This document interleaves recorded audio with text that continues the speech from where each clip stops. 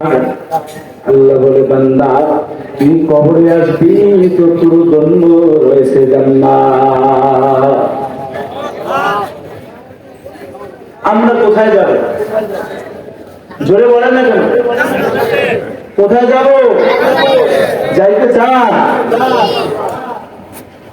এই যে মাদ্রাসা দেখেন, এখানে একটা দিদি মাদ্রাস, আপনারা খুশি না বাজার? আরো জোরে বলেন। ফজিলত কি জানো? এই মাদ্রাসা ছোট ছোট কারণে এই রাস্তা দিয়ে হেঁটে যায়, ডানে বামে সামনে পিছনে যতগুলো কবর আছে, আল্লাহ তাআলা প্রত্যেকটা কবরের আযাব মাফ করে দেয়। সুবহানাল্লাহ। এইটা তিনি মাদ্রাস। বর্তমানে কোন জায়গায় বিরোধিতা নাই, কিন্তু বিরোধিতা এক জায়গায়, সেটা হলো মাদ্রাসার ছাত্ররা কেন ভালো পোশাক পরে, হুজুরদের বেতন দেয় 10 টাকা, কিন্তু হুজুরের পাঞ্জাবিটার এত দাম। হুজুরের খানা দেন কমায় কমায় টুপিটার দেখি দাম অনেক বেশি।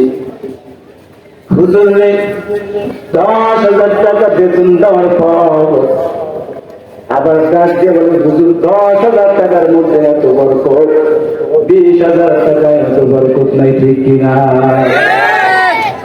হুজুর গো অভ্যাস আছে, কি অভ্যাস আছে? না খায় মাঝে মাঝে থাকতে পারে, বলে কি বলে?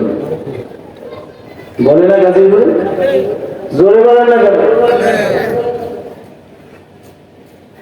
এরে নবীর উম্মতের দল,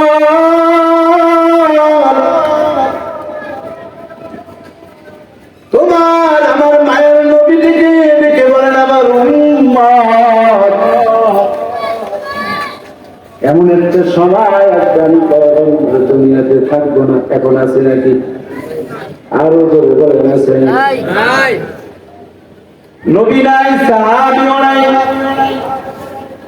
তাবিউ নাই, তাবিউ নাই, কিন্তু একটা জিনিস আছে, ইন্নাল উলামা ওয়ারাসাতুল আম্বিয়া।